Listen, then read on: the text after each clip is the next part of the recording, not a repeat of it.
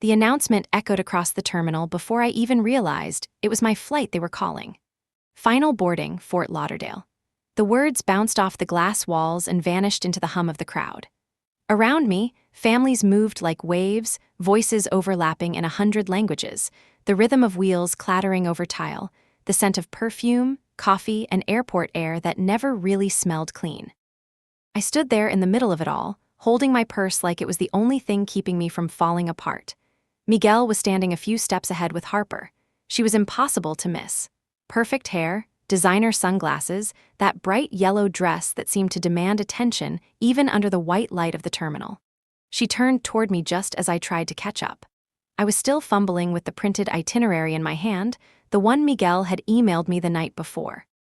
A family trip, he'd said, time to heal. After everything that happened, it would be good for us to be together again. I still believed him then. I believed every word. Harper didn't look angry. She looked relieved, like she'd been waiting for this moment. "You know what, Mom," she said, her voice too soft, too rehearsed. "We only bought you a one-way ticket.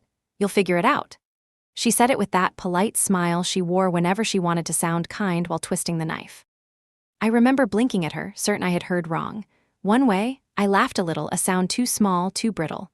"I don't understand." Miguel adjusted his sunglasses, avoiding my eyes. "Flights were expensive, Mom. We thought you might want to stay a few extra days. You always say you love the coast." The air around me went quiet, like someone had turned the volume down on the entire world. Harper didn't even wait for me to respond. She turned toward the security line, rolling her luggage, moving easily in her heels, as if she hadn't just dropped a sentence that fractured something deep inside me. Miguel followed. For a second, I thought he might look back. He didn't, and just like that, I was alone. The realization hit in slow motion. The crowd didn't stop. No one noticed. People brushed past. A boy ran by dragging a stuffed bear. A woman laughed into her phone. My hand tightened around the paper in my palm until it wrinkled. The itinerary, my proof that I belonged somewhere, felt suddenly ridiculous. I looked around, half expecting someone to tell me this was a mistake. A prank, but no one came. No one cared. I didn't cry. Not yet. I just stood there, heart thudding in my throat, until I realized standing still made me look stranded, pathetic, small. So I walked. One step at a time, past gate 22 where they were calling final boarding for the flight my family was already on. The floor beneath me gleamed like a mirror. My reflection looked back, a woman in her 60s, shoulders slightly bent, hair neatly tied, eyes too tired for her age. My husband used to say I had a presence that filled a room. Now I could barely take up space in a hallway. A man with a stroller brushed past and apologized.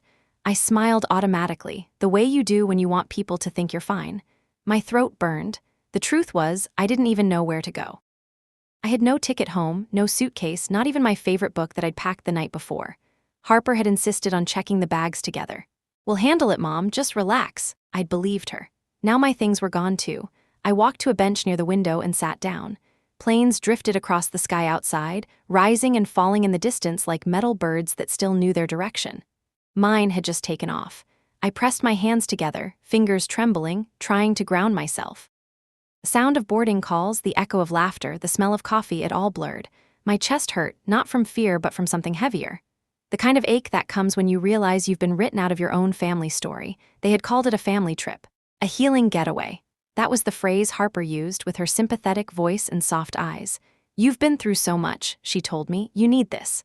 And I believed her. I believed Miguel too when he said, "Dad would want you to go." Rafael. Even the thought of his name pressed against my ribs like a bruise. He'd been gone only 8 weeks. 41 years of marriage gone with one phone call from the hospital. They said it was peaceful, quick. I still woke every morning hearing the sound of the mug hitting the floor, the way his body fell before I could reach him. We'd been together since college. He'd always taken care of things. Bills, repairs, decisions. He used to joke that I was the heart and he was the hands. When he died, both stopped working the same way. After the funeral, the house turned into something hollow. Every corner still carried him, the chair by the window, the smell of cedar, his slippers still under the nightstand. Miguel came by once or twice with Harper, always in a rush. "Mom, you need to get out more," he said. "You can't stay in that house forever." Then came the idea of the trip.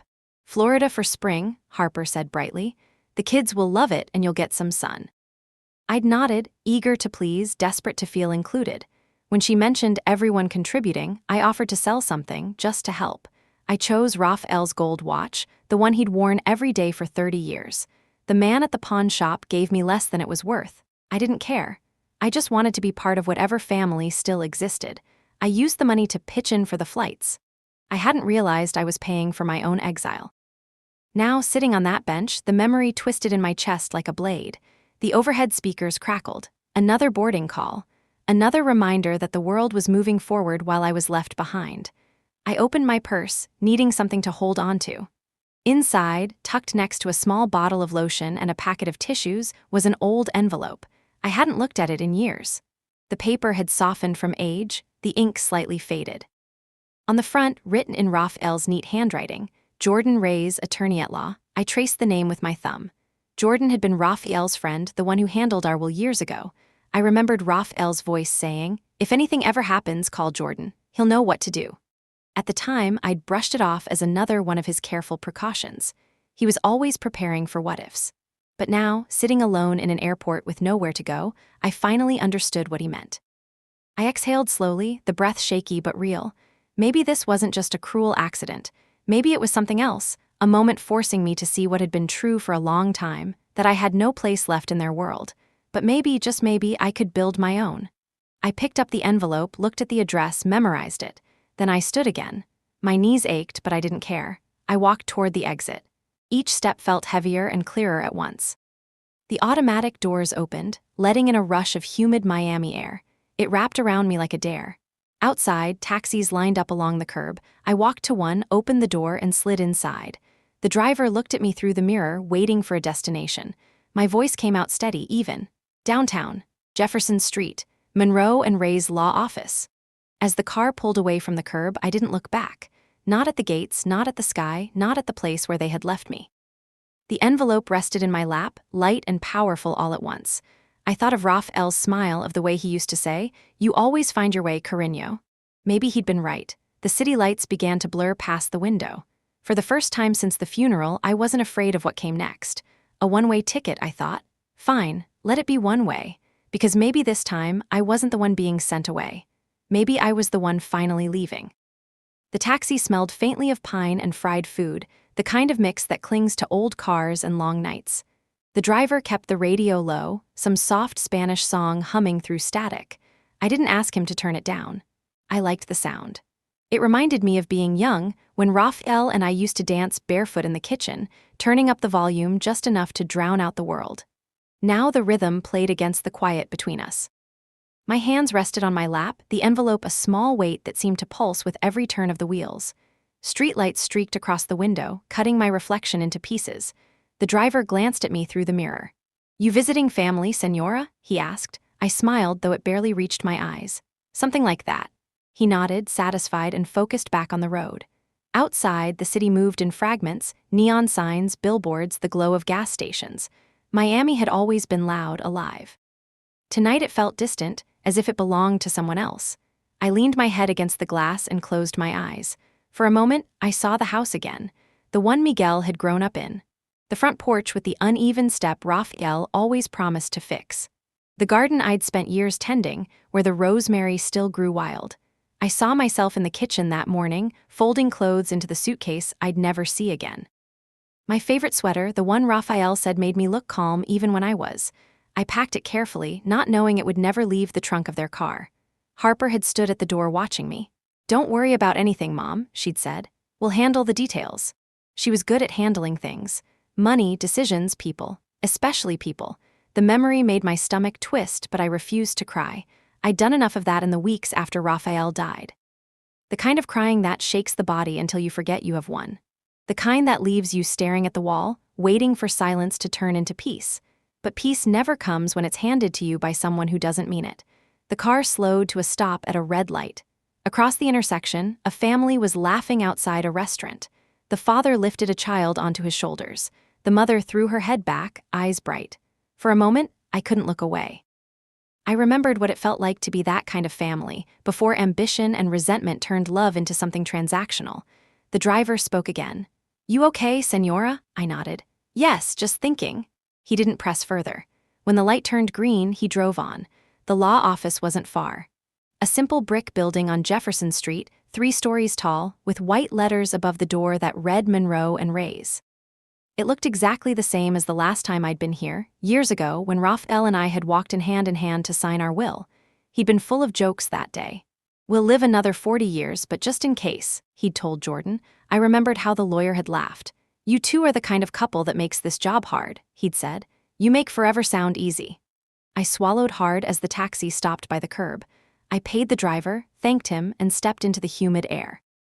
The building loomed quietly above me, familiar yet foreign, like revisiting a photograph that no longer belonged to your life. Inside, the lobby was nearly empty. A young woman behind the desk looked up from her computer. "Good evening, can I help you?" "I need to see Mr. Ray's," I said. "Jordan Ray's. Do you have an appointment?" "No," I admitted.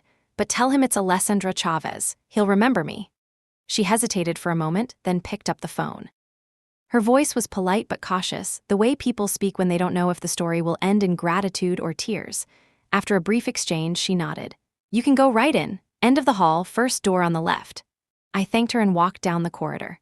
The carpet muffled my footsteps, and for a strange moment, I felt like I was moving through time instead of space.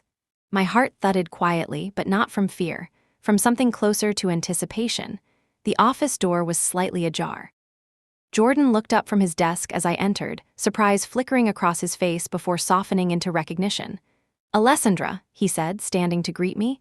"It's been years." I managed a smile. "I know, I wish it were under different circumstances." He gestured toward the chair across from him. "Please sit." The air smelled faintly of paper and coffee, just like before. I sat down, resting my purse in my lap, the envelope still in my hand. He noticed it. "That's my old card," he said with a small laugh. "I haven't seen one of those in a decade." I looked at it for a second, then placed it gently on his desk. I kept it. Raphael told me once that if I ever needed someone who didn't just talk about fairness but actually believed in it, I should come to you. His smile faded, replaced by something more solemn. I was sorry to hear about him. He was a good man. "He was," I said softly, "the best kind." For a moment, silence stretched between us, then I took a deep breath. "I need to change my will." Jordan studied me carefully.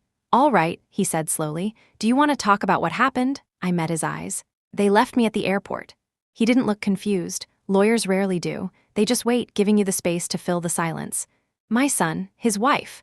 They told me it was a family trip, that it would help me heal after losing Raphael. I sold his watch to pay for part of it." When we got there, they told me they only bought a one-way ticket. For me, Jordan's jaw tightened. "You're sure it wasn't a misunderstanding?" "I wish it were," I said, "but it was exactly what it looked like." He nodded slowly, then leaned back in his chair. "Then let's make sure they never have another chance to hurt you." The words hit me harder than I expected. I felt something loosen in my chest, a knot that had been tightening for weeks. I nodded, barely trusting my voice. While he pulled out some forms, I glanced around the office. On the bookshelf sat a framed quote one I hadn't noticed before. "Justice begins where comfort ends." For the first time that day, I smiled. Jordan looked up. "We'll need to go through everything: assets, properties, accounts. We can start fresh. You tell me what you want and I'll make it official." I took a deep breath. "I want my son and daughter-in-law removed from every part of it." He paused, pen hovering over the paper. "You're sure?" I didn't blink. I've never been more sure of anything. Outside the window, the city lights shimmered like quiet witnesses. The hum of the traffic below sounded distant, almost peaceful. As he began to write, I realized something had shifted. I was no longer the woman abandoned at an airport. I was someone else entirely, someone who had finally decided to stop asking for permission to exist. When the papers were ready for signing, Jordan slid them across the desk. The ink glistened under the lamplight. I hesitated only long enough to whisper to myself, "For Raphael, for me." Then I signed. The pen moved steadily across the page, and with each stroke, the heaviness inside me lessened. When it was done, Jordan gathered the papers carefully. "I'll file everything first thing tomorrow," he said. "You'll get a copy in a few days." I stood. My knees didn't shake this time.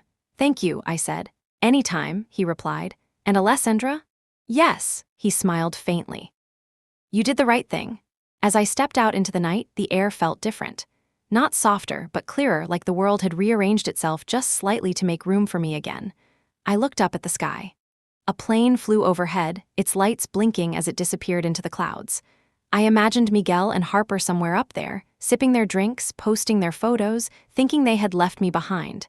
They didn't know they had just freed me instead. I turned toward the street, my reflection rippling across the glass door. The woman staring back wasn't broken. She was quiet, deliberate, alive. A one-way ticket, I thought again. They gave me exactly what I needed. I walked toward the corner, the city stretching out before me, endless and full of roads I hadn't walked yet. For the first time in a long time, every step felt like mine. I woke to the soft hum of traffic outside my window. The curtains swayed gently in the air conditioning, carrying the faint scent of detergent and something floral that the motel used to disguise age. It wasn't much of a place, but it was quiet. The kind of quiet that didn't judge you for breathing too loudly. I lay still for a long time, staring at the thin crack of sunlight creeping along the ceiling. The world was already awake, but I wasn't ready to join it yet. My body felt like it was made of both stone and glass, solid and fragile all at once. I thought of Raphael, of how he used to reach across the bed every morning and rest his hand on my shoulder before saying anything at all. It was his way of asking, "Are you still here?" I reached for the empty space beside me and whispered, "I am." The motel's clock ticked softly. 6:42 a.m. I'd barely slept. Images of the night before drifted in and out of my head, the office, the papers, the steady scratch of the pen as I signed my name. I could still hear Jordan's voice, calm and certain, saying, "You did the right thing." For the first time since Raphael's funeral, I believed someone. I got up, showered quickly, and dressed in the only clothes I had left, a cream blouse and dark trousers that didn't quite match but made me look composed enough to face the morning. I gathered my things, which didn't take long, my purse, my phone, and that folder from Jordan's office. Everything I own now fit in one bag. Downstairs, the motel's breakfast smelled like burnt toast and overbrewed coffee. I poured a cup anyway and carried it to a small table by the window. Outside, Miami was waking up, sun glinting off car hoods, the air thick with heat even this early. It felt strange, almost cruel, that life could look so ordinary after what had happened, that people could just keep going, that I had to keep going. I took a sip of coffee, wincing at the bitterness, and pulled the folder closer. Inside were copies of the new documents, fresh ink, clean edges, my name signed with a steadiness that surprised me. Each page was a declaration, a quiet rebellion. I didn't feel regret. I felt something else. Freedom doesn't arrive with trumpets. It slips in quietly like light through a half-closed door. I finished my coffee, folded the papers back into the envelope, and stepped outside. The humidity hit me immediately, warm and familiar. I walked slowly toward the bus stop down the street. I didn't know exactly where I was going, only that I couldn't go back. The bus arrived with a squeal of brakes. I climbed aboard, found a seat near the window, and let the city pass by in fragments, shops opening their shutters, children in school uniforms, a man watering plants outside a small cafe. Everything looked new, even though I had seen it all before. My reflection in the window looked back at me, layered over the world outside. A woman alone, but not lost. I traced the edge of the glass with my fingertip. It was cool, grounding. Somewhere between stops, a memory surfaced, the last morning I saw Raphael alive. He had been humming off-key in the kitchen, searching for cinnamon. The sunlight had been kind that day, filtering through the blinds in soft stripes. He turned, coffee mug in hand, and smiled at me the way he always did, like I was still the girl he met at 19. "Did you hide it again?" he'd teased. I was about to answer when the sound changed. The mug hit the floor. His body crumpled before I could reach him. I can still hear that sound, the dull thud that didn't belong in our kitchen, the way the world tilted sideways in an instant. They said it was quick, painless, a massive stroke. The doctor spoke in gentle tones, as if words could soften the edges of loss. But grief doesn't come gently. It tears through the doors of your life and takes a seat at your table like it owns the place. The days after the funeral blurred together. Neighbors brought casseroles I never ate. Friends called, their voices full of sympathy that faded when I didn't know how to respond. I spent most of my time sitting in his chair by the window, watching the light move across the floorboards. Sometimes I imagined he was still in the next room, humming, about to ask me where I'd hidden the cinnamon again. That's how Miguel found me the morning he came by with Harper. I remember the way she looked around the house, eyes scanning every corner like she was appraising it. Miguel hugged me with one arm. "Mom," he said gently, "you can't stay like this. You need to get away for a bit, breathe." "Get away?" I repeated, the words foreign in my mouth. He smiled too quickly. "We were thinking of taking the kids to Florida for spring break. You should come, it'll be good for you." Harper added, "A change of scenery always helps. Don't you think Raphael would want that?" I'd nodded. I wanted to believe them. The week before the trip, I opened the jewelry box Raphael had given me on our 10th anniversary. Inside was a pair of gold earrings and a thin silver chain, small things that had survived decades of birthdays and storms. Beneath them lay the watch, the one he'd worn every day until the day he died. I held it in my hand, felt its weight, the way the metal had molded to the curve of his wrist. When I sold it, the pawn shop smelled like dust and regret. The man behind the counter looked at me and said, "You sure, ma'am?" I'd nodded. "I'm sure." But I was, not really. That night, I cried quietly into the pillow, clutching Raphael's old shirt until it stopped smelling like him. When the day of the trip came, I woke before dawn. The air was heavy with spring rain. I made coffee, packed my suitcase with care, clothes folded neatly, a framed photo of Raphael slipped between two sweaters, a paperback I'd been meaning to read, and the smallest bottle of his cologne, just in case I needed the scent of him to make the world feel less empty. Harper and Miguel arrived late, rushing as always. "You ready, Mom?" Harper called from the car. I remember locking the door, turning the key slowly. For a moment, I hesitated, feeling something tug inside me, a whisper that said, "Don't go," but I pushed it away. I wanted to be part of them again. I wanted to believe I still belonged. As the bus rolled past familiar streets now, I could see how foolish that hope had been. The glass beside me trembled slightly with each bump in the road, and my reflection shifted, older, sharper, but not defeated. I thought of what Jordan had said the night before, "Let's make sure they never have another chance to hurt you." The phrase repeated in my mind like a vow. The bus stopped near the edge of the city, close to a small park. I got off and crossed to a bench under a banyan tree. Children were already playing nearby, their laughter high and pure. A woman about my age sat feeding pigeons, her face turned up toward the sun. I watched her for a while, then took out my phone. The screen lit up, my name reflected faintly in the glass. There were no messages, no calls, nothing from Miguel. I wasn't surprised. I scrolled through my contacts until I reached one labeled simply R. For a moment, my heart lifted. It was Raphael's number. I hadn't deleted it. My finger hovered above the call button before I stopped. It would go nowhere. It would ring into silence. I locked the phone and set it on the bench beside me. The world kept moving. A breeze brushed through the park, lifting the leaves, carrying a smell of grass and something sweet. I closed my eyes and breathed in. It wasn't peace yet, but it was something close. I didn't know what I'd do next. I only knew I couldn't go back to that house, to that version of myself who waited for others to decide where she belonged. Maybe this was what Raphael had meant when he told me once, long ago, "If you ever feel lost, follow the quiet." So I did. I sat there until the sun climbed higher, until the noise of the city softened into a distant hum. Then I stood, brushed off my hands, and walked toward the street again. The day was waiting. And this time, I was ready to meet it. By midday, the heat settled over the sidewalks in a soft shimmer. I left the park and walked without checking the map, turning where the streets felt familiar, letting the city tug me along like a quiet river. Every so often a bus hissed at a stop and doors folded open, spilling people into the light. I could have gone anywhere, but my feet kept choosing the road that led me back to what I had avoided since the funeral. Home. I did not rush. I crossed at corners where I used to wait with grocery bags, waved at a stray cat that watched me from the shadow of a fence, paused under a jacaranda tree to study its blossoms crushed on the curb like confetti from a party I had missed. The closer I came to the house, the more the air felt charged, as if the street itself remembered how we used to belong here. From the end of the block, I saw the porch first, white paint flaking along the railing like thin snow. The uneven step was still uneven. Raphael used to call it our private joke, a reminder that perfection was a rumor. I stopped at the gate and placed my hand on the warm metal. For a long moment, I simply listened. No voices.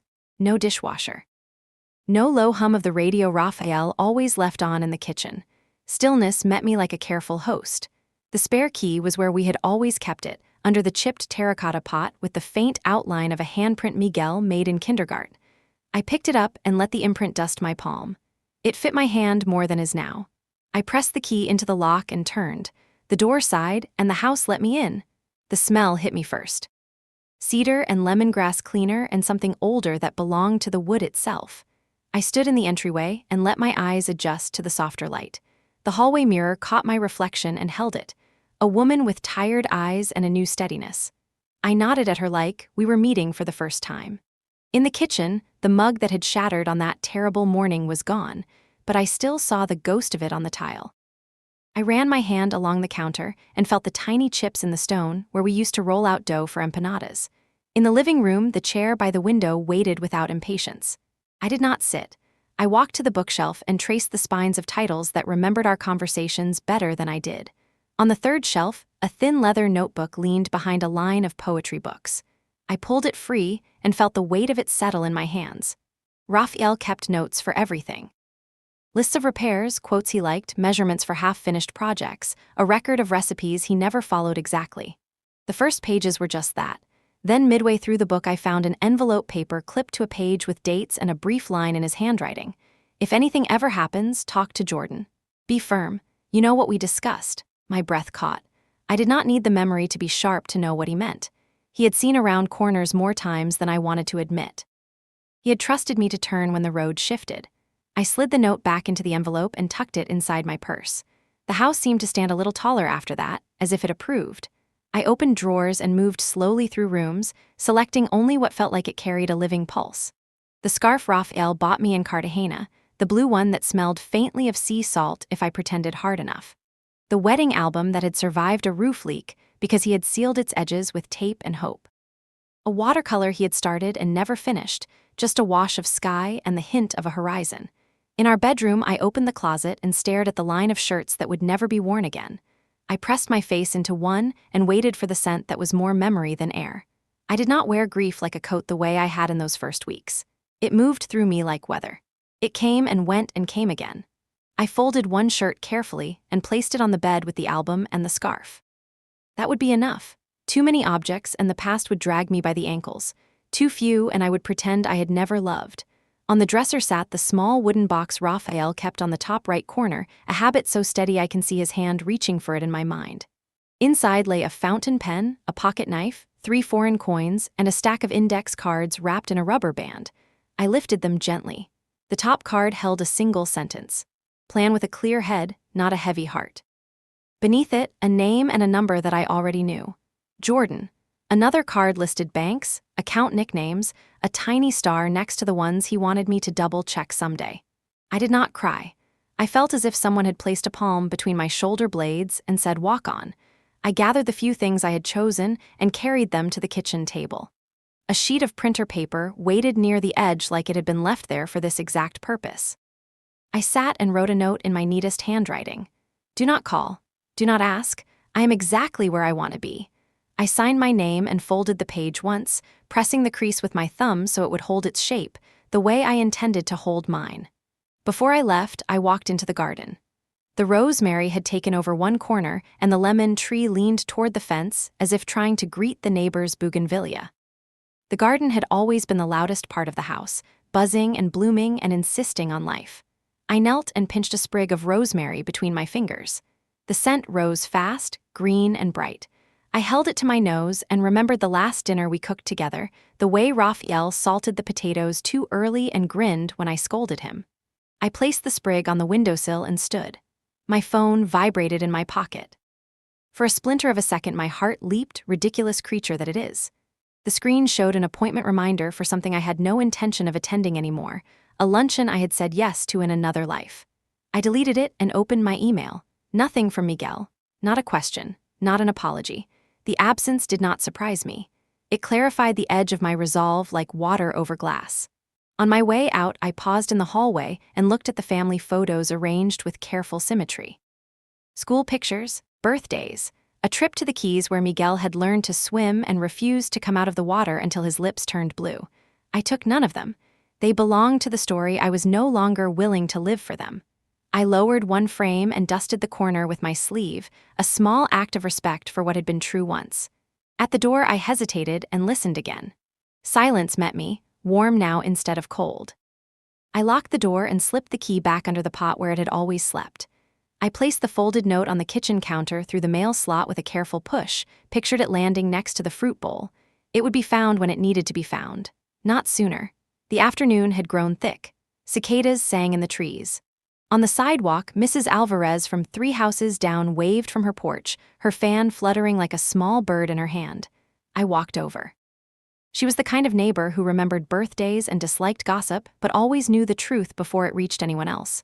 "You look thinner," she said, studying my face. "Are you eating?" "Enough," I said. The word tasted honest. "Your boy came by 2 days ago. He looked in a hurry. He does not look at flowers when he passes. His father always did." I nodded and folded my fingers around the strap of my bag. The porch smelled like sugar and lemon. She handed me a plate covered in foil without asking if I wanted it. "Take this. There is no good reason to face a long day without something sweet," I thanked her. When she squeezed my arm, her eyes softened. "You were always the one who knew which vine to trim and which to leave alone. Do the same with people." I promised I would try. Back on the street, I called the moving company, whose number I had written on the back of a receipt the night before in the motel. The dispatcher answered on the second ring. "Do you do small jobs?" I asked. "Quiet ones. We do any job," she said. "Quiet is extra." "Tuesday morning," I said. First thing, they asked for an address and a list. I gave them both. A chair, a box of books, an album, a painting, nothing more. The dispatcher whistled softly and said, "That is my favorite kind of list." I ended the call and stood under the jacaranda again as a breeze lifted the petals and sent them across the street in a purple drift. Somewhere a radio played an old love song in a language I understood better than the present. I took the long way to the bus, passing the community center where Raphael and I had volunteered on weekends. A bulletin board in the foyer displayed flyers for classes and support groups and legal aid. At the bottom right corner, a small brochure caught my eye: support for older adults facing neglect or financial exploitation. I took one and felt the paper warm as it rested against my palm. The language was simple and spare. You deserve dignity. You deserve safety. You deserve to be believed. I folded it and placed it next to the note from Raphael in my purse. The two pieces of paper sat together like they had been waiting for each other. By the time I reached the motel again, the sun had softened and the air tasted like rain. I set the plate from Mrs. Alvarez on the little table by the window and ate a lemon bar with my fingers, powdered sugar dusting my knuckles. It was the first thing all day that tasted like yes. I washed my hands and opened the folder Jordan had given me. I read each page slowly, making sure I understood. The will, the executorship, the beneficiary designations. My signature was steady everywhere it needed to be. I added a page to the back, a letter Jordan had encouraged me to write in my own words, explaining the why to anyone who might read it later. I did not justify. I did not accuse. I told the truth the way light tells it when it falls across a room. Clear, without apology. When I finished, I turned off the lamp and sat in the half-light, listening to the air conditioner breathe. My phone lay black and silent on the nightstand. I did not check it again. I wrote in a small notebook instead, the one Raphael put in my stocking 2 Christmases ago as a joke because he said I never wrote anything down and then trusted my memory to hold it all. I wrote one line: "I will not ask anyone to invite me to my own life." The sentence steadied me. I closed the notebook and slid it under the pillow like a secret I wanted to dream on. Rain began, a soft tapping at first and then a steady curtain. I lay down on the scratchy sheets and let the sound carry me toward sleep. I imagined the rosemary sprig on the kitchen windowsill, imagined the garden drinking the rain, imagined the lemons fattening quietly in the dark. In the morning, I would make calls. I would ask Jordan for copies to be scanned and locked away. I would change passwords and remove names and add my own where mine had been missing. I would rent a small storage unit for the few things I was keeping until I knew where I would land. I would walk past the fear and then past the habit of asking fear for directions. I would do one brave thing and then another until bravery felt like a place I had always belonged. Before sleep found me, I pictured Raphael in the kitchen again, humming off-key, opening cupboards he already knew by heart. I imagined him turning to me and lifting one eyebrow in that way that meant well. I smiled into the dark. "I am here," I whispered. "I am choosing. And tomorrow I will choose again." Morning light seeped through the blinds in thin gold lines, laying across the motel's carpet like threads waiting to be gathered. I stood at the window with a cup of coffee that had already gone cold, watching the street come alive. Trucks rumbled past, a stray dog trotted after a scent, a child's laughter rose and disappeared. Everything was moving, and for once I didn't feel like a ghost among it. I had an appointment at 10. Jordan's office again. The thought steadied me more than the coffee did. I had spent the night reading through the documents he'd drafted, learning the new language of control: beneficiary, executor, clause, codicil. Words that once belonged to Raphael now belonged to me. When I arrived, the receptionist recognized me. "Mrs. Chavez," she said, smiling softly. "Mr. Reyes is ready for you." Jordan stood when I entered, his tie slightly askew, glasses perched at the edge of his nose. "Alessandra," he greeted. "I didn't expect you so soon." "I couldn't sleep," I admitted. "I'd rather be doing something," He nodded and gestured for me to sit. Doing something is how we start breathing again. The desk was cleared except for a single folder and a pen that gleamed under the lamp. He opened the folder, revealing neat stacks of papers separated by colored tabs. I've reviewed everything we discussed. You were very clear. I need to be, I said. They've taken enough already. Jordan leaned back. This isn't just about removing names, is it? No, I answered. It's about writing mine back in. He studied me for a moment, then smiled. Then let's make sure your name stands alone. He began walking me through the details. Property titles, investment accounts, the small farmland in Tennessee that Raphael and I had leased to a family friend for cattle. You're keeping it all under your name, he said, but you can assign where it goes when you're ready. I already know, I said, sliding a folded pamphlet from my purse. Haven Bloom Foundation. The name sounded like something gentle, but its purpose was fierce, protecting elderly people from financial manipulation. I want it to go here, every bit of it. Jordan read the heading, then looked back at me. You've thought this through. I had plenty of time to think, I replied. Grief is slow work. He nodded and took notes. I'll add them as your primary beneficiary. Do you want any personal provisions? Items you want to allocate elsewhere? I thought of Raphael's watch, now in the hands of a stranger. No, I said. Everything that mattered is already gone. The rest can do some good. Jordan's pen paused. You're remarkably calm about this. I smiled faintly. Calm is what comes after you run out of tears. He looked at me with something between admiration and sadness. Raphael would be proud. The name still landed in my chest like a slow bell. I didn't flinch this time. He planned for this, he left me notes. Jordan tilted his head. Notes? In his notebook, I said. Simple things, what to fix, who to call. He trusted me to read between the lines, that's why I came to you. For a while, neither of us spoke. The air conditioner hummed softly. Outside, the city moved without us, traffic gliding by in waves. Finally, Jordan slid a fresh document toward me. There's one more clause I recommend, he said. It lets you appoint an executor who isn't family, someone who can carry out your wishes if anything happens. I want that, I said immediately. Someone neutral, someone who won't hesitate if they come asking. I'll assign one of our senior partners, he replied, trustworthy, meticulous, and not easily intimidated. He smiled, and I realized it was the first time in days that someone had looked at me without pity. While he made the adjustments, I looked out the window behind him. The glass reflected our outlines, the lawyer bending over his desk and a woman sitting straight-backed, composed, her hands folded neatly. I barely recognized myself, but I liked what I saw. Jordan turned the final page. All right, he said. Once you sign these, it's official. They'll have no legal claim. I reached for the pen, feeling its weight. It was heavier than it looked. Funny, I said quietly. All my life I signed forms for others, school slips, mortgage renewals, tax documents, things that always had someone else's name next to mine. This is the first one that's only mine. The nib touched paper. My name flowed steady, deliberate, each letter claiming its place. When I finished, I felt something loosen inside me, something that had been coiled since the day at the airport. Jordan collected the pages carefully, sliding them into the folder.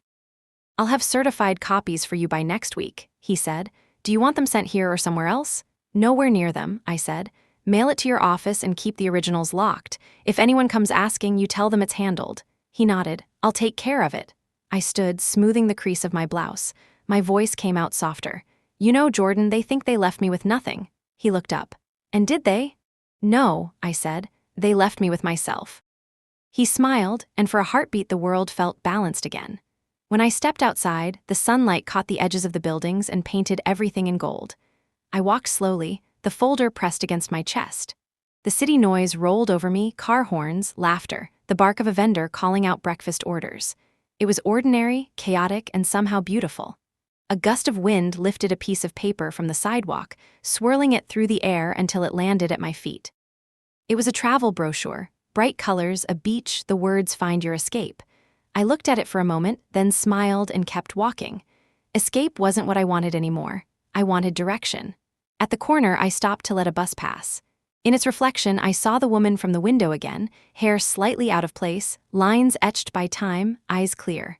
A woman with a story no one else would write for her again. I turned down Jefferson Street and headed toward the diner Raphael had loved, thinking maybe I'd order the same thing he always did, black coffee and toast with too much butter. Maybe I'd sit in his seat and watch the light shift across the table. Maybe I'd let myself remember, not as punishment, but as proof that I had survived. Inside the diner, the bell above the door chimed, and every head turned briefly before returning to their breakfasts. The waitress, a woman with silver hoops and kind eyes, handed me a menu. "Coffee?" she asked. "Yes, please," I said, settling into the booth. When the cup arrived, steam curled upward like breath. I stirred it slowly, then set the spoon aside and pulled out my notebook. On the first clean page I wrote, "Today I signed my name for me."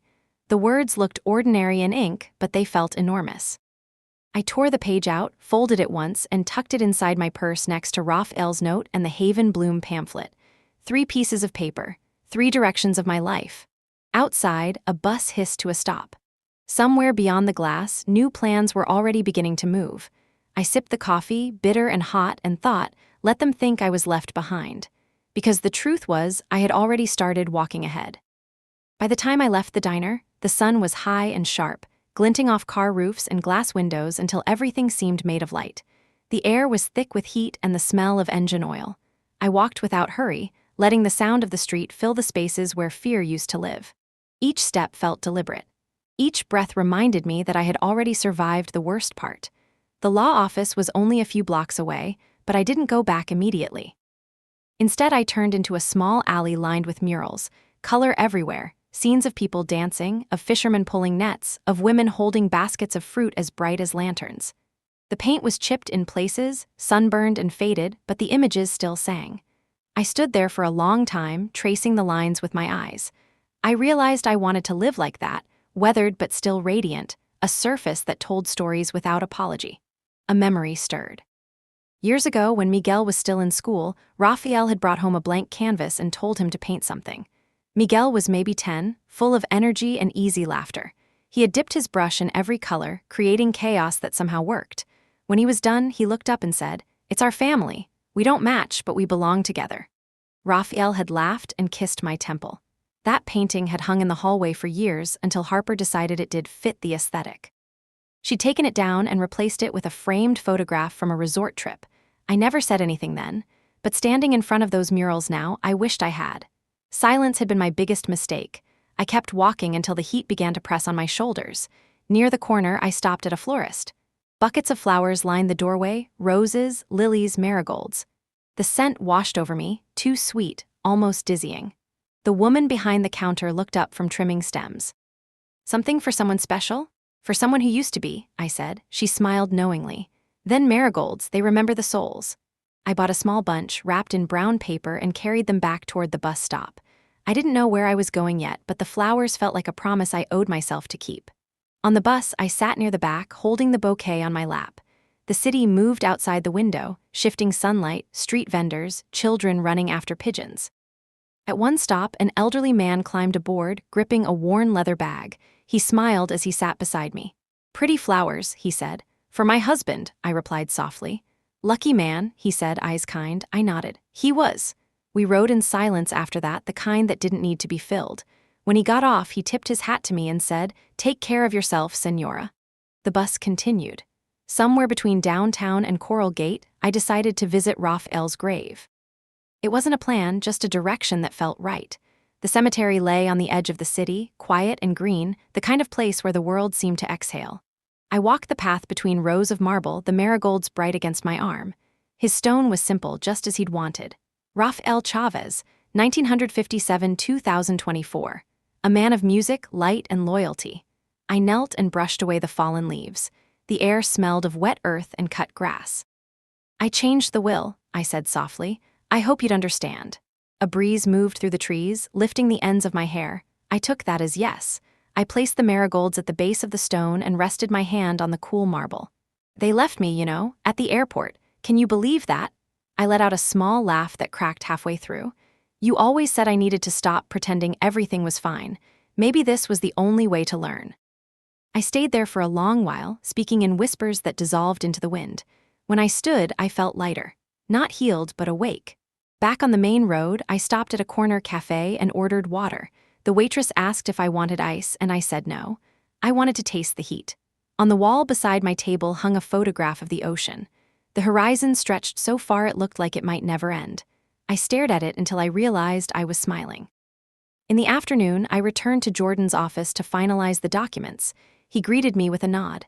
"Everything's set," he said. "I've already notified the foundation. They'll reach out with a confirmation letter next week." I hesitated before sitting. "There's one more thing I want to add." He raised an eyebrow. "Go ahead." "I want to establish a fund, something small, in Raphael's name, for elderly people who need legal help." Jordan's expression softened. "A scholarship of protection," he said. "I like that." He typed for a while, the sound of the keys steady and rhythmic. When he finished, he printed the amendment and placed it in front of me. "This will make it official." I signed again. The pen moved easily this time, no hesitation. Jordan looked at me over his glasses. "Most people come here broken," he said. "They leave unsure. You look resolved." "I am," I replied. "Maybe for the first time," he nodded. "Then take this." He handed me a small copy of the signed documents, neatly stapled. "Keep it somewhere safe." I slipped it into my purse next to the others. "Thank you." When I reached the sidewalk outside, the sun was beginning to set, staining the sky in layers of pink and gold. I walked to the edge of the street, waiting for the light to change. Across from me, a mother was teaching her daughter how to tie her shoes. The girl bent, clumsy, and determined. When she succeeded, the mother clapped quietly. The child grinned, triumphant. I smiled back without meaning to. A car honked behind me and I crossed the street. The evening breeze carried the scent of food from nearby restaurants: garlic, bread, roasted peppers. I hadn't eaten since morning, but hunger felt far away. My thoughts were full of something else. For years, I had measured myself by what I gave others. By how well I stayed quiet, how often I said yes, how completely I could disappear into usefulness. But tonight, walking alone with the city humming around me, I understood that giving doesn't always mean losing.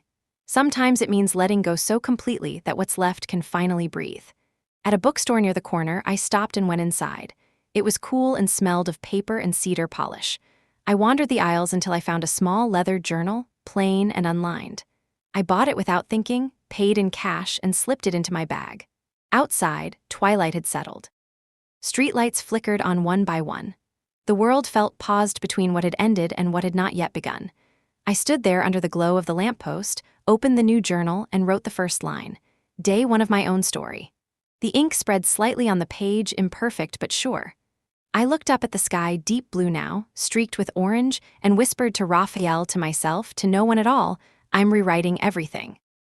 Then I closed the book and kept walking, the sound of my steps steady against the pavement, the night unfolding ahead like a blank page waiting to be filled. The morning air was soft and still, carrying that faint metallic scent that always comes before rain. I stood in front of the house, my house, watching sunlight crawl slowly across its white walls. It looked peaceful from the outside, untouched, as if time hadn't already hollowed it out.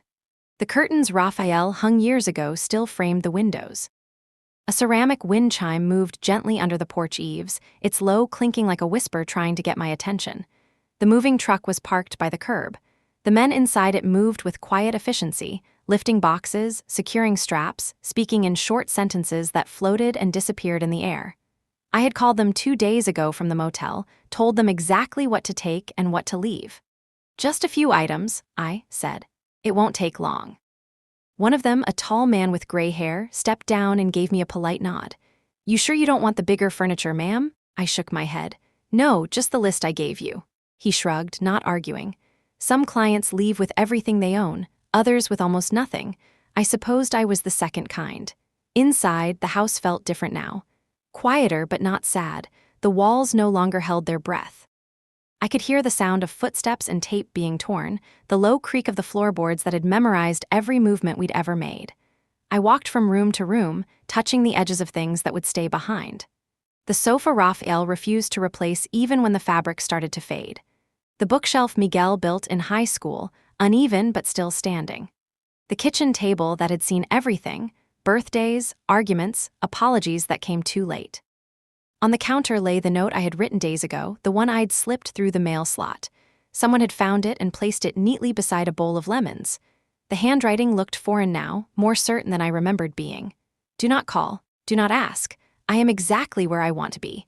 I ran my finger over the words, feeling their calm finality. It didn't sound like running away. It sounded like release.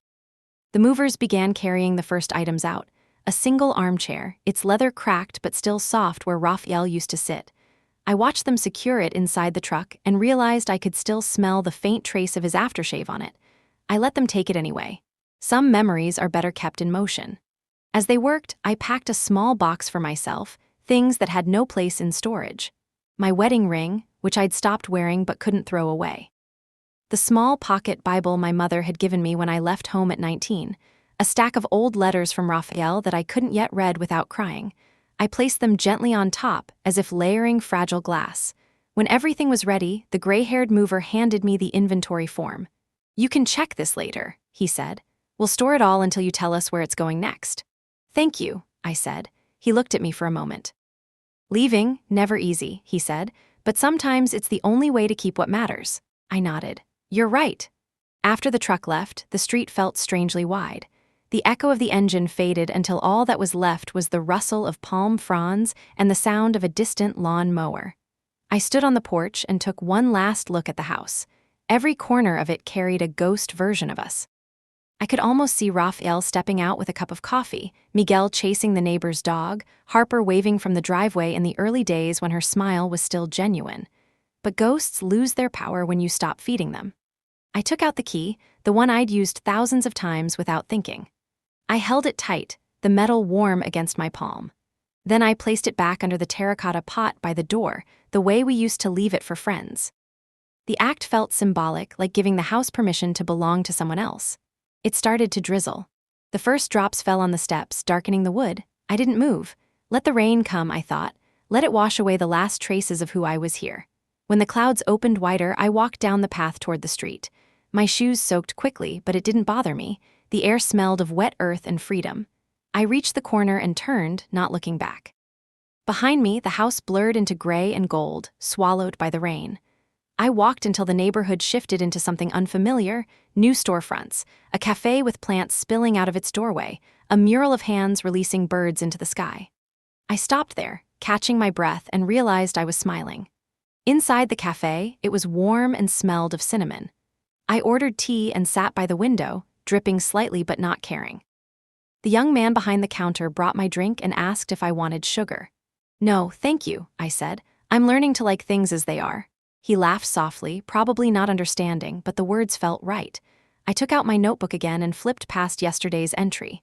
The paper had a faint stain from where my coffee had spilled earlier. I wrote, "Today I left the house." It did not break me. Outside, the rain slowed to a fine mist. The city moved gently, its noise dimmed by the weather. I finished my tea, savoring the warmth, and watched the reflection of the world ripple across the glass. My life had become that reflection, still recognizable yet finally my own. By late afternoon, the sky cleared. I paid, stepped outside, and walked toward the bus stop. I didn't have a destination yet, just an address scribbled on a slip of paper that Jordan had given me. Willow Heights, Community for Independent Living. He had said it was peaceful, well-run, the kind of place where people found space to breathe again. I took the next bus heading north. The cityscape changed as we drove, buildings giving way to open stretches of palm trees and low houses, billboards turning into quiet roads framed by bougainvillea and light. I watched it all through the window, the world folding behind me like pages turning in a book I had finally stopped rereading. When the bus slowed near the edge of town, I pulled the cord and stepped off. The sign said Willow Heights next left. A narrow road led between two rows of jacaranda trees, their branches forming an arch overhead. The petals scattered across the pavement like a purple carpet. I followed it, the sound of my footsteps muffled, my pulse steady. At the end of the lane, a wide gate stood open. Beyond it, a cluster of cottages surrounded a garden alive with color, lavender, hibiscus, tall grasses bending in the breeze. The air smelled like clean earth and something baking, maybe bread. A small wooden sign near the entrance read, "Welcome home." I stood there for a moment, unsure if I should laugh or cry. Home. The word felt new again. A woman in a linen dress walked toward me, waving. "You must be Mrs. Chavez," she said, smiling. "We've been expecting you. Jordan mentioned you'd be arriving today." Her name was Helen, the manager. Her voice carried a warmth that didn't feel practiced. She offered to show me around, and I followed her through the path lined with rose bushes and benches. Each cottage had a small porch and wide windows that caught the light. Birds moved in and out of feeders hung from the eaves. When we reached the cottage assigned to me, Helen unlocked the door and handed me the key. "You'll find everything you need inside," she said. "If you need help with groceries or transport, just ask the front office. We're a community here, not an institution." I stepped inside. The space smelled faintly of fresh paint and lemon oil. There was a small living room, a kitchenette, a bedroom with white sheets folded crisp. Simple, clean waiting. "Thank you," I said. Helen smiled again. "We're glad you're here." When she left, I stood in the center of the room, listening to the quiet. No ticking clocks, no hum of a television, just the sound of the wind brushing the window. I set my bag down, opened the curtains, and looked out at the garden beyond. The view was soft, alive, full of motion. Somewhere nearby, someone was laughing. It wasn't a loud laugh, just the kind that came from the belly, warm and unguarded. I took off my shoes, feeling the cool floor under my feet. The air smelled like beginning. Then, for the first time since Raphael's death, I allowed myself to say it aloud. "I'm home." The words didn't echo. They settled gently into the air, like seeds finding soil. The first night at Willow Heights was quieter than any I could remember. No traffic outside, no pipes groaning, no refrigerator humming through the dark. Only crickets and the faint wind slipping through the window screen. The silence was not empty. It was a living thing, breathing with me. I slept lightly at first, half expecting to wake up disoriented. But when morning came, sunlight spilled across the floor and the scent of fresh bread drifted through the open window. For a few seconds, I just lay there, staring at the soft light on the ceiling. I didn't feel like a stranger anymore. I felt like someone who had finally arrived where she was meant to be. Outside, the world was alive in small, unhurried ways. A woman in a straw hat watered her flowers across the path. A man with a cane shuffled past, humming a tune I almost recognized. Birds flitted from one tree to another, gossiping in bursts of sound. I dressed simply and stepped out onto the porch. The air was cool, the kind of morning air that tastes clean. Helen, the manager I'd met yesterday, waved from the garden. "Good morning, Mrs. Chavez," she called. "Alessandra," I corrected gently. "Mrs. Chavez sounds like someone else," she smiled. "Then good morning, Alessandra. Did you sleep well?" "I did, better than I thought I would." "Wonderful. Breakfast is served in the common hall until 9. Fresh coffee, fruit, oatmeal, the works. You'll meet everyone there." I thanked her and followed the stone path toward a low building surrounded by roses. Inside, the hall was bright and airy, with wide windows overlooking the garden. A few residents sat around wooden tables, chatting quietly. The smell of coffee wrapped around me like an embrace. I filled a tray with toast and fruit, found a seat near the window, and listened. Across from me sat a man with thick white hair and a crossword puzzle. He looked up and grinned. "First morning?" "Yes, is it that obvious?" "You've got the look," he said, tapping his pen against the page. The mix of relief and suspicion. "Don't worry, it wears off." I laughed. "I'm Alessandra." "Eli," he said, offering his hand. "Retired English teacher. I correct everyone's grammar whether they ask or not. Then I'll make sure to speak carefully." "Don't," he said. "I'm trying to quit the habit." The woman who had been watering flowers earlier joined us, carrying a bowl of oatmeal and a bright energy that filled the room. "And this must be the new arrival. I'm Helen, but everyone calls me Nellie. I help run the book club and complain about the coffee." "The coffee's fine," Eli muttered. "It's fine if you have no taste buds," Nellie replied with a wink. Then she turned to me. "You like to read?" "I used to," I said. "I suppose I forgot how to." "Then you'll remember. That's what we do here. Remember what we liked before life told us we were too busy." The words landed softly but stayed with me long after breakfast. Over the next few days, I learned the rhythm of Willow Heights. Mornings began with the smell of bread and coffee, afternoons with sunlight streaming through lace curtains, evenings with the distant hum of someone's radio playing old songs. There was no schedule beyond what you chose to make. People tended gardens, painted, read, walked. Nobody asked what you used to do. They cared only about who you were now. I spent the first week unpacking slowly. Each item found its place carefully, deliberately. Raphael's chair went by the window, facing the garden.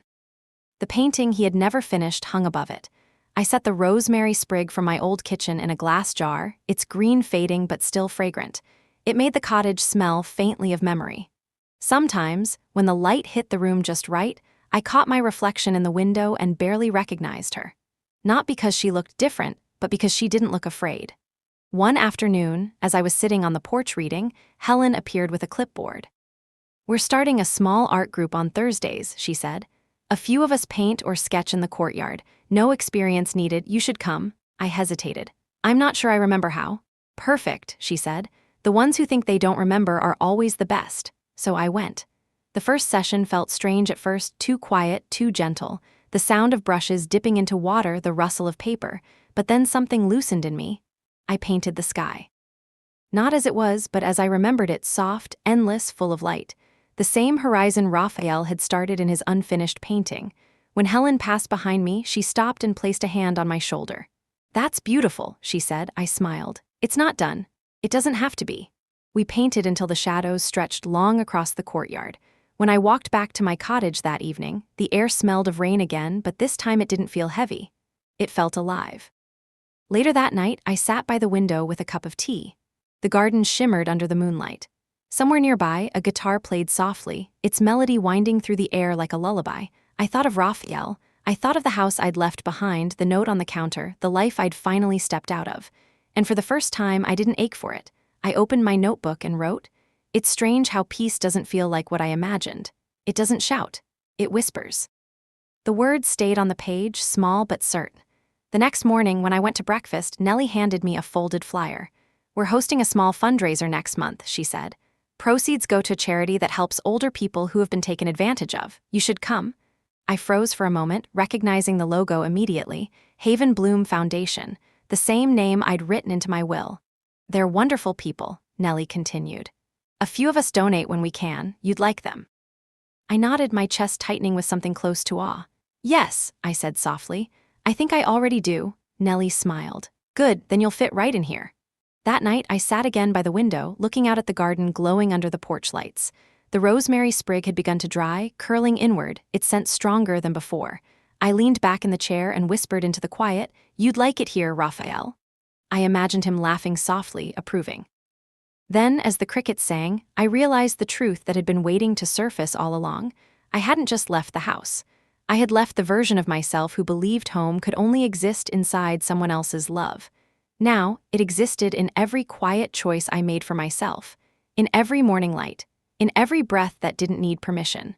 I closed my notebook and wrote one last line before bed. "The house is gone," but I stayed. The days at Willow Heights began to find their own rhythm, like a song that didn't need to be rehearsed. Morning light spilled through the blinds at the same gentle angle each day, brushing across the small wooden table where I kept my notebook and cup of tea. The birds outside seemed to know my schedule better than I did. They gathered on the fence around 7, waited for me to open the curtains, and scattered only when I said good morning. I had never been good at stillness. When Raphael was alive, I filled every moment with something: laundry, errands, lists. Even grief, in its own way, had been noisy. But here, silence carried weight. It wasn't the heavy silence of loss, it was a quiet that invited you to listen. Helen, though everyone still called her Nellie, had a way of turning ordinary days into little celebrations. On Mondays, she brought fresh herbs from her garden and left small bundles outside each door. On Wednesdays, she hosted tea in the courtyard, and somehow everyone showed up even if they pretended not to like tea. On Fridays, Eli read aloud from old novels, his voice steady and low, words rolling across the patio like something sacred. I had become part of this pattern before I even realized it. One morning, Nellie knocked on my door holding a basket. "We're baking today," she said, grinning. "Come rescue me before I burn another batch of scones." I laughed. "You don't need me for that." "Oh, but I do," she said. "You're the only one who remembers to set a timer." In the community kitchen, sunlight streamed through wide windows. A group of residents were already gathered, Eli, of course, and a woman named Beatrice who always wore silver bangles that chimed when she moved. The air smelled of sugar and cinnamon. Nellie handed me an apron. "You're in charge of mixing. Eli's forbidden from touching anything that involves measurements." "I'm a visionary," Eli said, waving his spoon like a conductor's baton. "I don't measure, I feel." "And that's why the last batch could have doubled as paperweights," Beatrice said dryly. We laughed, and it felt like the kind of laughter that belonged to people who had known each other much longer than we had. There was comfort in the way we teased, in the way nobody asked about the past. Here, the only stories that mattered were the ones we were still writing. When the scones came out of the oven, golden and fragrant, we carried them outside to cool. The courtyard glowed under the mid-morning sun. The rosemary hedge that bordered the walkway had grown taller since I arrived, its scent brushing against the air each time the wind moved. "Smells heavenly," Eli said, biting into one. "You're officially promoted from guest to full resident." I smiled. "Is that how it works?" "That's how we decide everything here," Nellie said. "We vote with baked goods." The conversation turned light and easy. We talked about the upcoming fundraiser for Haven Bloom. Beatrice was in charge of decorations, Eli was writing a short speech, and Nellie had somehow convinced the local high school choir to perform. When she mentioned the foundation's director, I felt a small flicker inside my chest. "I know that name," I said quietly. "You might," Nellie replied. "They've been featured in a few papers lately. They've helped a lot of people, especially those taken advantage of by family or caretakers. It's powerful work." I nodded, trying to keep my voice steady. "It is." Nellie tilted her head.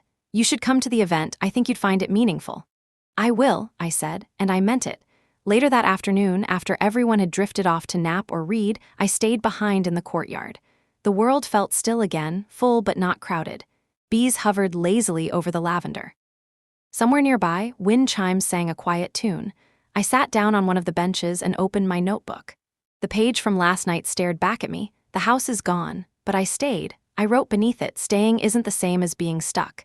It's choosing to be present." The words came easily now, unforced. I had stopped writing to prove things to myself. Now I wrote because it anchored me. Eli joined me a while later, carrying his crossword book. "You look busy," he said, sitting down beside me. "Trying to be," I replied. He looked at the open page. "You always write at the same time?" "I try to," I said. "It keeps me steady." "Steady's good," he said, adjusting his glasses. "But don't forget to let chaos visit sometimes. That's where the surprises hide." I laughed. "I've had enough chaos for a lifetime." "Then you'll be fine here," he said. "Chaos doesn't last long around Nellie. She terrifies it into submission." I smiled, glancing at the garden again. "Do you ever miss who you were before you came here?" Eli thought for a moment. "Sometimes," he said, "but then I remember that who I was back then couldn't have found peace like this. He needed to be worn down first." His answer stayed with me long after he left. That night, I couldn't sleep. The moonlight cast a pale path across the floor. I sat up in bed, opened my notebook again, and turned to a clean page. The pen moved before I could think. Maybe that's what loss is for, to wear us down until we become soft enough to heal. The words looked fragile but honest. I thought of Miguel for the first time in days. I wondered if he had even noticed I was gone, if Harper had already filled the silence with excuses. Maybe they were busy redecorating the house, planning trips, posting smiling pictures for strangers to admire. It used to hurt to imagine it. Now, it only felt distant, like a scene in a movie I'd already finished watching. Before turning off the lamp, I reached for Raphael's unfinished painting. It leaned against the wall by my desk. The half-painted sky seemed to glow faintly under the light. I traced the edge of the horizon with my finger. "I'm still finishing it," I whispered, "just in my own way." The next morning, I woke to a soft knock on my door. When I opened it, a young volunteer stood there holding a small envelope. "Delivery for you, ma'am," she said. "Dropped off at the front office." My name was written neatly across the front in blue ink. The return address said Monroe and Ray's law office. My pulse quickened. I tore it open carefully. Inside was a single sheet of paper, a confirmation notice that the Haven Bloom Foundation had officially received the transfer of funds and assets from my late husband's estate, now under my direction. The final line read, "Thank you for your trust. Your contribution will help us create Raphael Garden, an outdoor therapy space for seniors facing isolation." I read that line over and over. Raphael Garden, my throat tightened. I could almost hear his laugh in it. Outside, the rosemary hedge swayed in the wind, its scent rising again like memory. I sat on the porch, the letter trembling in my hand, and smiled through the tears that finally came. For the first time, they weren't tears of grief. They were the kind that came from something larger: gratitude, relief, maybe even hope. I folded the letter carefully and slipped it into my notebook. The page underneath read, I stayed. I added a new line. "And now I'm growing again." Then I closed the book, stood, and walked toward the garden where the morning light was waiting. The morning of the fundraiser began with sunlight breaking through a thin veil of clouds, the kind of light that makes everything look cleaner than it really is. From my porch, I could see the courtyard being transformed, folding chairs lined neatly, tables covered in white linen, ribbons tied to the posts, and a banner fluttering between two trees. Haven Bloom Foundation Charity Event. The words looked simple, but they carried an unexpected weight. I stood for a moment, watching the preparations unfold. People moved quickly, laughing and calling to one another. Nellie was everywhere at once, giving orders with the authority of someone who had orchestrated far larger miracles. She spotted me and waved. "Alessandra, good timing. Can you help me with the name tags before Eli alphabetizes them by vowel again?" I smiled, stepping into the bustle. "I'm on it." We set up a long table near the entrance, arranging brochures, name tags, and trays of small pastries. The scent of lemon and butter drifted through the air. Volunteers from the foundation arrived, young, eager faces carrying boxes and clipboards. Their energy filled the space like bright wind. As I worked, I noticed one of them, a tall woman in her 30s with dark curls, pause and look around. She had that focused calm of someone who knows what she's doing. When our eyes met, she smiled warmly. "You must be Mrs. Chavez," she said. "Alessandra," I corrected automatically, still unused to the other name. "I'm Mariah," she said, shaking my hand. "Director of Community Partnerships at Haven Bloom, it's an honor to meet you." Her tone caught me off guard. "An honor," she nodded. "Your support made this event possible. The Raphael Garden project especially, we wouldn't be breaking ground without you." For a moment, I couldn't speak. The sound of his name in her mouth, Raphael, felt both foreign and tender. "I didn't realize it had moved that quickly," I said softly. Mariah smiled. "We try to move fast when good things happen." "The garden will be part of our new wellness wing, a place for reflection and therapy. The name you chose is perfect." I looked away, blinking against the sunlight. "He would have liked that," I said. "He believed in quiet spaces." Mariah studied me with gentle curiosity.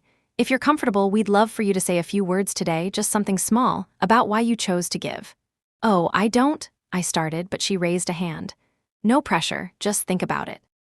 People like hearing stories that remind them generosity isn't theoretical, it's human." She moved off to help the sound technician, leaving me standing with the flutter of her words echoing inside. People like hearing stories. I'd spent my whole life telling stories for others, comforting, excusing, justifying. But this would be different. If I spoke, it would not be for them. It would be for me. By noon, the courtyard filled with guests. Residents in their best clothes mingled with visitors from the city. A string quartet played softly under a canopy of jacaranda trees, their purple petals scattering with each note. The air smelled of flowers, fresh pastry, and the faint sharpness of sunscreen. Eli took his place at the podium, papers shaking only slightly in his hands. "We gather today," he began, "to honor kindness, and the people who remember that giving is just another form of staying alive." His voice carried easily, steady despite the tremor of age. He read a short poem, something about roots finding water even in dry soil, and the audience fell silent. When he finished, Mariah returned to the stage. "Thank you, Eli. Before we move to the closing remarks, I'd like to invite someone very special to speak, someone whose gift has already changed what we can do." She turned to me. "Alessandra Chavez." My heart thudded once hard, the murmurs quieted. Nellie gave me a small, encouraging nod. I walked to the front, feeling the warmth of the sun on my back, the weight of quiet expectation in the air. The microphone was adjusted to my height. I took a breath. "I wasn't planning to speak today," I began. My voice sounded smaller than I expected, but it held steady. "I came here to disappear quietly, to rest, to rebuild, but it seems life has other plans." A few people chuckled softly. I glanced at the banner fluttering above us. Haven Bloom Foundation. "When I decided to give," I continued, "I wasn't thinking about generosity. I was thinking about survival. I'd lost my husband, and with him I thought I'd lost myself. Then I learned that being left behind doesn't mean you're finished. Sometimes it means you've been given a chance to begin again." The words came easier now, carried by the truth of them. Raphael, my husband, used to say that gardens are proof that healing takes time, and that beauty doesn't apologize for growing where it wasn't expected. That's why I wanted his name attached to something alive. I looked around, meeting eyes that were soft, kind, reflective. If any of you have ever been hurt, betrayed, or forgotten, I hope you'll remember this. You are not the pieces they left behind. You are what comes after. For a heartbeat, no one moved. Then someone started clapping. Then everyone. It was loud, unrestrained, warm. I bowed my head slightly, embarrassed but deeply moved. When I stepped down, Nellie hugged me. "That," she whispered, "wasn't small." I laughed quietly. I think I was speaking to myself as much as anyone. That's the best kind of speech. The rest of the afternoon unfolded like something golden. Laughter, music, sunlight glinting off glasses of lemonade. The choir sang 2 songs about home and belonging. When they finished, Mariah took the stage again and unveiled a small model of the planned garden, a circular space with benches, fountains, and a mosaic path shaped like flowing water. A plaque on the model read, "Raphael Garden, a place to begin again." I felt something inside me loosen, a gentle untying of all the knots I'd carried. Later, when the crowd thinned, I wandered toward the back of the courtyard. Beyond the hedge, the land stretched open, waiting for the construction to begin. I stood there quietly, imagining it months from now, plants blooming, people walking slowly along the mosaic path, sunlight filtering through leaves. Nellie joined me, carrying 2 cups of tea. "Beautiful, isn't it?" she said. "It is," I said softly. "He would have loved it." She handed me one of the cups. "Then so will you." We drank in silence for a while. The horizon shimmered with the promise of evening. A soft wind moved through the garden, carrying with it the scent of rosemary and something faintly sweet like honey. When I returned to my cottage that night, I placed the event program on the table beside Raphael's unfinished painting. The words Raphael Garden caught the lamplight. I smiled. I opened my notebook and wrote, "Today I spoke aloud and didn't break. I built something that will outlive both my pain and my silence." For a long time, I sat watching the ink dry, thinking about how beginnings often disguise themselves as endings. The next morning, when I stepped outside, a letter was waiting on the porch, sealed in a pale blue envelope. My name written neatly across the front. No return address. I turned it over once, twice, feeling that quiet warning in my chest, the way the air shifts right before a storm. The paper was heavy, expensive. Harper always did have a taste for presentation. I stared at it, the sunlight bright on the envelope's edge, and exhaled slowly. The piece I had built began to tremble, but I didn't open it. Not yet. Instead, I set it down beside my teacup and whispered, almost to myself, "Not today." The letter would wait. But I already knew the past never does. The envelope sat on the table for 2 days before I touched it again. Each morning I walked past it, pretending I didn't see it, the way you ignore a shadow that keeps following you. It wasn't fear, not exactly. It was the quiet knowledge that opening it would shift something I wasn't ready to shift. By the 3rd morning, the restraint began to feel childish. I poured my tea, sat down, and slid a letter opener along the edge of the flap. The sound it made, soft, deliberate, felt like slicing through the skin of the past. The letter inside was brief, written in the neat, careful handwriting that Harper used when she wanted to sound reasonable. "Mother, we hope you're well and settling in comfortably. Miguel and I were relieved to hear you found a place that suits your needs. We've been reviewing some of Raphael's paperwork, and there seem to be unresolved matters concerning property and investments that might still require your signature. It would be best if you could meet with us or our legal advisor to clarify a few details. We only want to make sure everything is in order. Please contact us as soon as possible. With love, Harper and Miguel." I read it twice. Every line was polite, and every word was a blade wrapped in velvet. Unresolved matters. Clarify a few details. I could almost hear Harper's voice saying it, soft and managerial, pretending concern while meaning control. I folded the letter once precisely and placed it back in the envelope.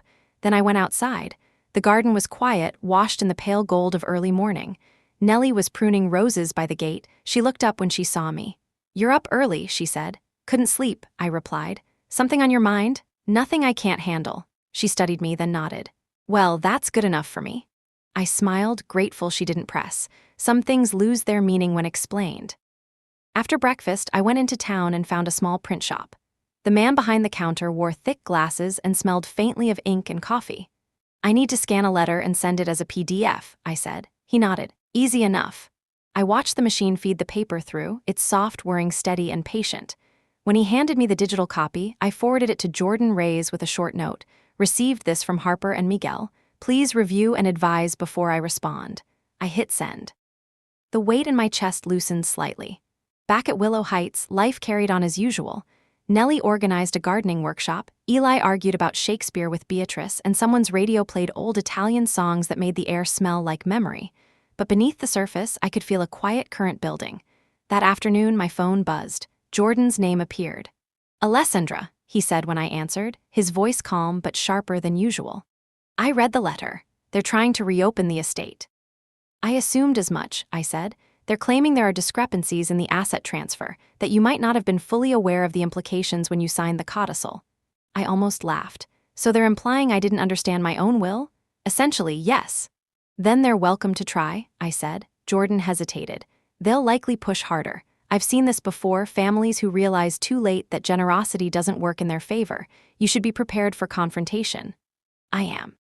He paused, then added softly, "You've come a long way since that first meeting, Alessandra. Just promise me one thing, don't let them drag you back into their version of who you were." I smiled faintly.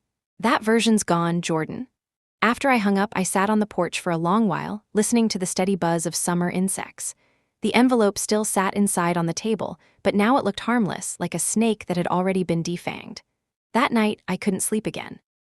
I made tea and sat by the window, watching the sky turn from blue to indigo. My phone buzzed once more, an email this time, subject line, urgent, estate clarification request. I opened it. Mrs. Chavez, we are reaching out regarding your recent changes to the estate of the late Mr. Chavez. It has come to our attention that certain documents were filed under advisement without full consultation with the listed beneficiaries. Please confirm your availability for a meeting to discuss these concerns.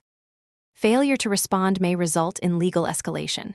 Respectfully, Dawson and Leary LLP, representing Miguel and Harper Chavez. I read it twice before closing the screen. The word escalation pulsed in my mind like a drumbeat. For a long moment, I sat still, letting the night press against the windows. Somewhere outside, a storm was gathering. I could feel the change in air, the sharpness before thunder. I opened my notebook and wrote, "They're coming back. Not for me, but for what they think I owe them. They still don't understand I've already paid." The next morning, I took a walk down the path that wound behind Willow Heights, where the land sloped gently toward the woods. Dew clung to the grass, glittering like glass. I breathed in the damp, earthy scent and felt the calm return. At the edge of the woods stood a single bench overlooking a narrow stream. I sat there, listening to the water. The world was so still it almost felt like time had paused. I thought of Raphael again, of how he used to say that people reveal themselves most clearly in loss. When things fall apart, he'd said once, you see who's sweeping to clean and who's picking through the pieces for gold. Now I knew exactly which kind Harper was. When I returned, Nellie was waiting on my porch holding a newspaper. "Front page," she said, handing it to me. My heart stuttered. The headline read, "Family dispute over philanthropic donations sparks legal tensions." Below it, a photo of me at the fundraiser, smiling at the podium. The caption, "Widow of Rafael Chavez faces family conflict after major donation to Senior Protection Foundation." I stared at the image. My own face looked composed, almost serene, but the context around it painted me as a woman at the center of scandal. Nellie's voice broke through my thoughts. "I'm sorry you had to see that here," she said gently. "Do you want me to collect the other copies before anyone asks questions?" "No," I said quietly. "Let them read." Nellie hesitated. "You sure?" "Yes, I've spent my life hiding. I'm not hiding anymore." I carried the paper inside and set it beside the unopened second envelope that had arrived that morning. This one was thicker, stamped confidential legal notice. I didn't open it yet. Instead, I looked at the picture again, myself standing under the banner, sunlight in my hair, the words Raphael Garden fluttering behind me. I traced the headline with my finger and whispered, "They've mistaken peace for weakness." Then I picked up my pen and wrote one last sentence in my notebook before closing it for the night. "If they want a reckoning, I'll give them one, but it won't look like revenge. It will look like truth." The storm broke just after midnight. Rain lashed the windows, thunder rolled across the sky. I didn't flinch. I just listened. It sounded, somehow, like the world washing itself clean. The rain didn't stop until morning. It left the air heavy and silver, every leaf dripping, the courtyard shining like glass. When I stepped outside, I saw Nellie standing under the awning, arms crossed, eyes on the driveway. A black car sat parked by the gate. "Visitors," she said, her voice careful. "They've been asking for you." Through the windshield, I could make out two silhouettes. Even from here, I knew them, the sharp outline of Harper's posture, the restless tapping of Miguel's hand against the dashboard. I breathed once slow. "Let them in." Nellie hesitated.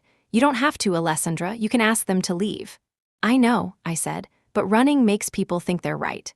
By the time I reached the gate, Harper had already stepped out. She wore a pale trench coat, immaculate despite the wet air. Miguel followed, his eyes flicking around like he couldn't decide if the place comforted or unnerved him. "Mother," Harper began, smiling the way a lawyer smiles when cameras are watching. "We didn't want to intrude, we were in the area." "You were never good at lying," I said softly, her smile faltered. "I suppose we should get right to it." Miguel cleared his throat. "Mom, this isn't about taking anything from you, we just think there been confusion." "Confusion?" I repeated. "Yes," Harper said quickly. "Dad's accounts were complex. We only want transparency. It's possible Jordan Reyes advised you without explaining the long-term implications." I looked between them. "You think I didn't understand what I was doing?" Miguel exhaled. "Mom, please, Harper's just saying." "She's saying exactly what she means," I interrupted. "You both are. You think the foundation tricked me, or maybe you think I'm too old to have known what I was signing." Harper folded her arms. "We're protecting Dad's legacy." "No," I said quietly. "You're protecting your inheritance." The words landed with the weight of something sharp and final. For a moment, no one spoke. The air smelled of wet pine and tension. Miguel's voice softened. Mom, you donated everything. The house, the accounts, even the investments. What are you living on? What happens when you need help? I smiled faintly. I have more help here than I ever had with either of you. He flinched as if I'd struck him. Harper looked away. I understand your concern, I continued. But Raphael's will is settled. Jordan has all the documentation. If you reopen it, you'll lose. Harper's jaw tightened. That's for the court to decide. Then go to court, I said. But when you do, you'll have to show them everything, including the clause your father added before he died. They both froze. What clause? Miguel asked. I met his eyes. The one that transfers control of all liquid assets to his spouse if any family member attempts to contest the estate. You remember how meticulous he was. He saw this coming. Harper's face drained of color. That's not possible. It's entirely possible, I said. Jordan has the signed copy. The amendment was filed 6 days before he passed. Silence fell, thick and electric. Somewhere in the garden, a bird called, breaking the stillness. Miguel spoke first. Why would he do that? Because he knew you, I said simply. He looked away, jaw working. Harper's eyes shimmered with disbelief, not grief, something colder, like wounded pride. Mother, she said finally, you can't honestly believe we're the villains in all this. I took a step closer, lowering my voice. You left me at the airport, with 2 suitcases and a signed note pretending it was for my comfort. You thought I'd fade quietly.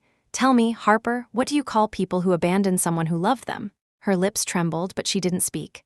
I'm not angry anymore, I continued. But I am finished. The money, the estate, all of it, it's gone, not because you lost it, but because I gave it away before you ever had the chance to poison it. Miguel ran a hand through his hair. You're destroying what's left of this family. No, I said. You did that when you decided wealth was worth more than love. The wind picked up, carrying the scent of rain and rosemary. Harper finally turned toward the car, her voice sharp. Come on, Miguel, she's made her choice. He hesitated, looking back at me. I don't understand you. You don't have to, I said. Understanding isn't the same as forgiveness. He blinked, confused, and followed her to the car. The engine started, tires crunching on wet gravel. When they were gone, the silence returned. Nellie appeared behind me, holding an umbrella she hadn't opened. You all right? I exhaled slowly. I think so. She looked down the road where the car had vanished. They'll come back. People like that always do when they realize peace doesn't beg. I smiled faintly. Then I'll be ready. That afternoon, Jordan called. His tone carried quiet satisfaction. I had a feeling they'd show up, he said. The clause worked exactly as intended. The moment they filed an inquiry, control of the remaining funds transferred automatically. Legally, they have no leverage. I closed my eyes, relief washing through me. So it's over? It's over, he confirmed.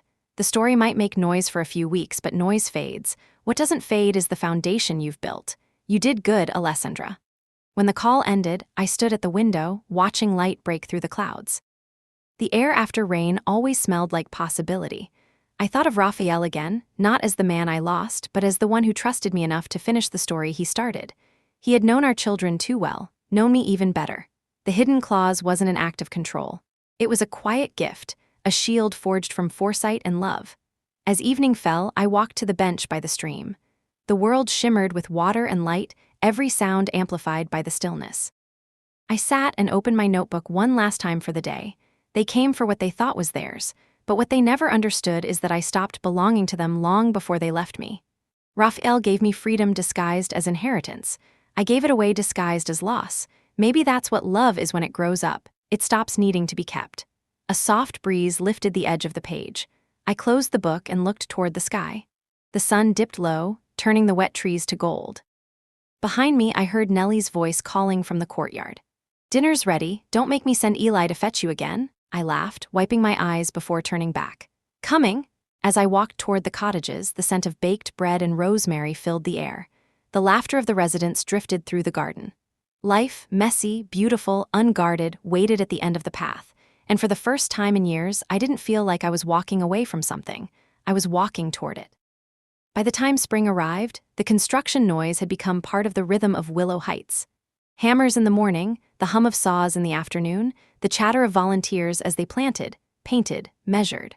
Raphael Garden was finally taking shape on the far side of the courtyard, a circular stretch of land that had once been an overgrown patch of wild grass. Every day, I walked there after breakfast, cup of tea in hand, to watch it change. The workers had cleared the soil, laid stone pathways that curved inward like ripples in water. They built low benches of smooth wood, painted pale cream to reflect the sunlight. At the center, a small fountain was being installed, nothing ornate, just a steady stream of water that caught the light like liquid glass. It was exactly as I'd imagined. One morning, Mariah from Haven Bloom arrived to inspect the final stage. She wore a wide hat and boots splattered with dirt. "We're almost ready," she said, her face glowing with pride. "In a few days, the plants will arrive, lavender, rosemary, jasmine, all the calming ones." "Raphael would have liked that," I said. She smiled. "That's what we thought. We'll have the dedication ceremony next week. It would mean a lot if you spoke again." I hesitated, then nodded. "Yes," I said softly. "This time, I think I know what to say." When she left, I lingered by the fountain. The water had just been connected, and the first stream rose uncertainly, sputtered, then found its rhythm. A thin, clear arc that landed with a gentle sound. I closed my eyes and let the cool spray touch my skin. For a moment, I felt something like his hand against mine, the way Raphael used to guide my fingers when he played the piano. That night, I dreamed of him. Not as the man who left, but as the man who stayed, quiet, smiling, seated in his old chair by the window, watching the garden grow outside. When I woke, there was sunlight across the bed, soft and forgiving. The dedication was set for a Tuesday. The morning air was crisp, the sky a gentle blue that promised peace. The residents dressed in their best clothes, the kind that smelled faintly of lavender and old wood drawers. The Haven Bloom team arrived early to set up chairs and a small podium. Nellie pinned a white ribbon to my blouse. "You ready?" she asked. "I think I've been ready for a while," I said. When the guests arrived, I saw faces I didn't recognize: donors, journalists, volunteers, and even a few of the people the foundation had helped. Among them was an older woman in a wheelchair, her hair silver and wild, her eyes bright with something fierce. She reached for my hand as I passed. "You did this," she whispered. "You made it happen." I squeezed her hand gently. "No, we all did." Mariah stepped up to the podium first, welcoming everyone. Her voice carried over the hum of the fountain and the faint rustle of the trees. "This garden," she said, "is not just a tribute to one man's name. It's a promise that those who are forgotten will have a place to be remembered, that healing is not a luxury but a right." Then she gestured to me. "And it's my honor to invite the woman whose courage made this possible, Alessandra Chavez." Applause rose, soft but steady. I walked to the podium, heart calm, hands steady. The garden around me shimmered in sunlight, the fountain catching the light like a heartbeat. "I used to think love was about holding on," I began. "About keeping what you could, fearing what would happen if you let go. But the truth is, holding on can become a way of never living." I paused, looking around at the faces, kind, open, alive. When I first came here, I thought I was looking for peace. But what I found was something quieter and stronger than peace. I found clarity. I learned that forgiveness isn't about erasing what happened, it's about refusing to let it define you. A breeze moved through the garden, carrying the scent of new soil. "This place isn't built from guilt or grief," I continued. "It's built from gratitude for the people who helped me remember what love looks like when it's free of fear." Raphael used to say that a garden is proof that time can be kind, so this is for him. For everyone who has been hurt and still chooses to grow. When I stepped back, the applause came again, louder now, but still gentle like rain. I looked at the fountain, the water catching every sound, every ripple, every reflection. Nellie came up and wrapped her arm through mine. "You did it," she whispered. "I think we all did," I said. The rest of the ceremony flowed like music, short speeches, laughter, the cutting of the ribbon. When the crowd began to disperse, Mariah found me again. "You know," she said, "we had a call from someone yesterday, a journalist who wanted to confirm the details of the lawsuit. I told him there wasn't one anymore, that the story ended with a garden." I smiled. "That's a better ending," she nodded, "and a better beginning." Later, when everyone had gone, I stayed behind. The light was fading, painting everything gold. I walked along the stone path until I reached the center of the garden. The fountain's sound was softer now, almost like breathing. I sat on the nearest bench and looked around. The plants were small still, but already full of promise, buds curled tight, waiting for their moment. I reached into my pocket and took out the ring I'd stopped wearing months ago. I turned it in my fingers, feeling the grooves where time had left its marks. Then I placed it gently at the base of the fountain, beneath the clear water. "This is where it belongs," I whispered. Not on my hand, but in something alive. A gust of wind swept through, scattering petals across the water. For a heartbeat, the world shimmered. Behind me, footsteps approached, slow, deliberate. I turned to see Eli walking toward me with his usual cane and a faint smile. "I thought I'd find you here," he said. "You always do," I replied. He sat beside me, groaning softly as his knees bent.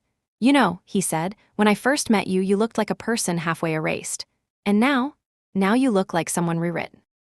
The words settled between us, true and unadorned. The sun dipped lower and the water caught its last light. We sat in silence until the first stars began to show.